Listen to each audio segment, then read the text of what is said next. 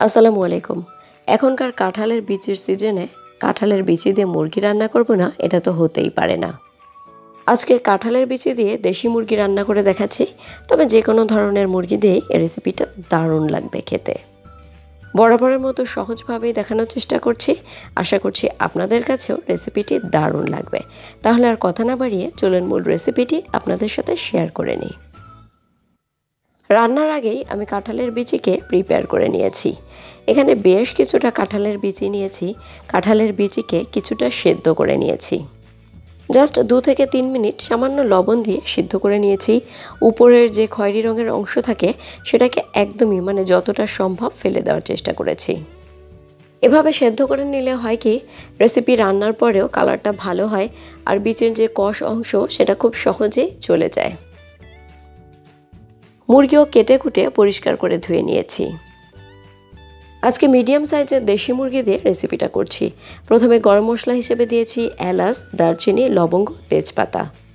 এখানে রসুন বাটা ব্যবহার করলাম 1 টেবিল চামচ, আদা বাটা 1 টেবিল চামচ, শুকনো মরিচ বাটা ব্যবহার করেছি 1.5 টেবিল চামচ, জিরা বাটা ব্যবহার করছি 1 টেবিল চামচ, পেঁয়াজ বাটা ব্যবহার করেছি 1.5 টেবিল চামচ। 2টা মিডিয়াম সাইজ পেঁয়াজ কুচিও ব্যবহার করছি। একটু ফ্রেশ মশলা দিয়ে রেসিপিটা করলে খেতে বেশি ভালো লাগবে। স্বাদ মতো লবণ ব্যবহার করেছি। ধনিয়ার গুঁড়া দিয়েছি 1.5 টেবিল চামচ, হলুদের গুঁড়া 1 টেবিল চামচ। এবার রান্নার রেগুলার তেল ব্যবহার করলাম পরিমাণ মতো। সকল উপকরণ দেওয়া হয়ে গেলে হাত দিয়ে একটু আলতোভাবেই মুরগিকে ভালো করে মাখিয়ে নিব। এই যে কাজগুলো করছি চুলাকে বন্ধ করে।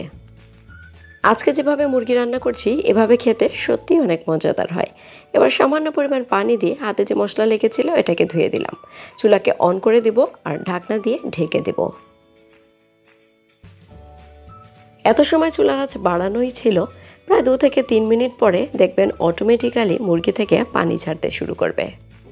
এই যে পানি বের হয়েছে এতে মুরগি ভালোভাবে কষানো হয়ে যাবে, মুরগি সিদ্ধও হবে। এবার চুলার আঁচকে মিডিয়াম করে ঢেকে রাখবো, তবে অবশ্যই মাঝে মাঝে এসে তলানি থেকে নেড়ে চেড়ে দেব। কোনোভাবে যদি মশলা তলানিতে লেগে যায় সেক্ষেত্রে রেসিপিতে একটা পোড়া ভাব চলে আসে, যেটা খেতে ভালো লাগে না। যে পরিমাণ পানি মুরগি থেকে বের হয়েছিল অনেকটাই টেনে গেছে। মুরগি আরও কিছুটা সময় কষিয়ে নেব, তার সাথে সাথে মুরগি আরও সিদ্ধ হবে। এজন্য তলানি থেকে নেড়ে চেড়ে আবারও ঢেকে রেখে দেব।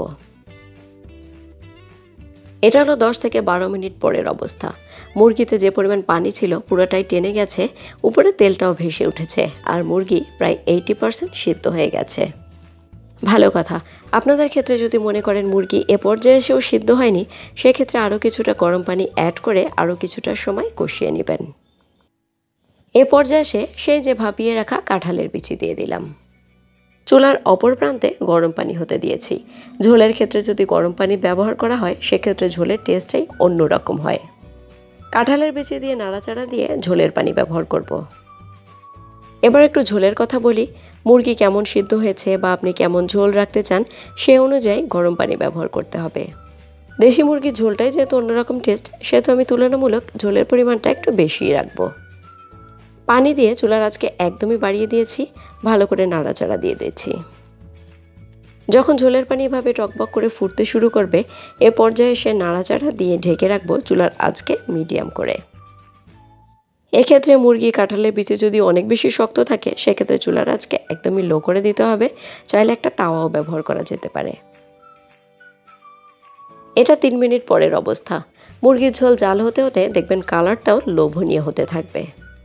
এখন যে ঝোলের পরিমাণটা দেখছেন এর থেকে আরও কিছুটা টানাবো। তলানি থেকে একটু নাড়াচাড়া দিয়ে আবারও ঢেকে রাখবো। আরও 4 থেকে 5 মিনিট পরে ফিরে আসলাম। কাঁঠালের বিচি দিয়ে দেশি মুরগি প্রায় রেডি হয়ে গেছে। এ পর্যায়ে এসে 4টা আস্ত কাঁচামরিচ ব্যবহার করলাম, দারুণ একটা ফ্লেভার হবে। গরম মশলার গুঁড়া ব্যবহার করছি 1 চা চামচ। ভাজা বা টালা জিরার গুঁড়া ব্যবহার করেছি প্রায় 1.5 চা চামচ মতো। এই লাস্টে এসে যে উপকরণগুলো ব্যবহার করলাম বিশ্বাস করুন এর ফলে মাংসটা খেতে আরও বেশি মজা লাগবে। আমি এর থেকে ঝোলের পরিমাণটা আর খুব বেশি টানাবো না।